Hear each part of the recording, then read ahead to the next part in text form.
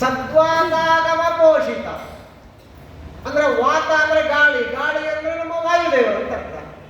ಆ ವಾಯುದೇವರಿಂದ ರಚಿತವಾದ ಬ್ರಹ್ಮಸೂತ್ರ ಭಾಷ್ಯ ಇದೆಯಲ್ಲ,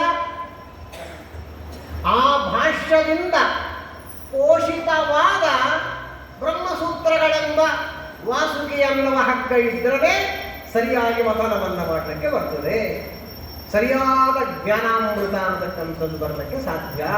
ಹೀಗೆ ನಾನಾ ರೀತಿಯಲ್ಲಿ ಮಹಾನುಭಾವರಾಗಿರ್ತಕ್ಕಂತಹ ಇಂತಹ ಶ್ರೀಕೃಷ್ಣ ಪರಮಾತ್ಮನೆಂಬ ಕ್ಷೀರಸಾಗರ ಅದು ನಮ್ಮನ್ನ ಪಾಯ ರಕ್ಷಣೆಯನ್ನು ಮಾಡತಕ್ಕಂಥದ್ದಾಗಲಿ ಎಂಬುದಾಗಿ ಹೇಳಿದ್ದಾರೆ. ತುಂಬ ಇದೆ ಅದನ್ನು ಹೇಳತಕ್ಕಂಥ ವಿಷಯ. ಇಷ್ಟು ಸ್ತೋತ್ರವನ್ನು ಮಾಡಿದ್ದಾರೆ. ನಮ್ಮ ಸ್ವಾಮಿ ಶ್ರೀಕೃಷ್ಣ ಏನಿದ್ದಾನೆ ಅವನನ್ನ ಗುಣಸಾಗರ ಅಂತ ವರ್ಣನೆ ಮಾಡಿದ್ದಾರೆ ವಾದಿರಾಜರು. ಅದಕ್ಕೂ ಮೂಲ ನಮ್ಮ ಶ್ರೀಮದಾಚಾರ್ಯರಾಗಿರ್ತಕ್ಕಂಥವರ ಗ್ರಂಥಗಳೇ.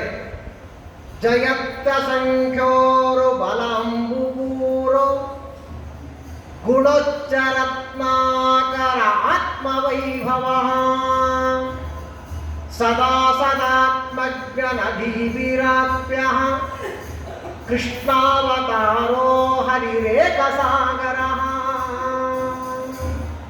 ಆಚಾರ್ಯರು ಮಹಾಭಾರತ ತಾತ್ಪರ್ಯ ನಿರ್ಣಯದಲ್ಲಿ ಕೃಷ್ಣಾವತಾರವನ್ನ ಕೃಷ್ಣನನ್ನ ಸಾಗರಕ್ಕೆ ಹೋಲಿಸಿದ್ದಾರೆ. ಕೃಷ್ಣನನ್ನ ಸಾಗರಕ್ಕೆ ಹೋಲಿಸಿ ವರ್ಣನೆಯನ್ನು ಮಾಡಿದ್ದಾರೆ ಶ್ರೀಮದಾನಂದ.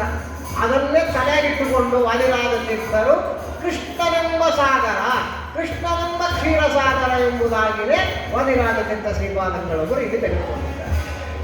ಎಲ್ಲದಕ್ಕೂ ಮೂಲ ನಮ್ಮ ಶ್ರೀಮದಾನಂದ ತೀರ್ಥ ಭಗವತ್ಪಾದಾಚಾರ್ಯ ಗ್ರಂಥಗಳೇ. ಎಲ್ಲರಿಗೂ ಕೂಡ ಆಚಾರ್ಯ ಗ್ರಂಥ ಬಿಟ್ಟು ಬೇರೆ ಯಾರು ಏನು ರಚನೆಯನ್ನು ಮಾಡಲಿಕ್ಕೆ ಸಾಧ್ಯವೇ ಇರತಕ್ಕಂಥದ್ದಿಲ್ಲ. ಅಲ್ಲಿ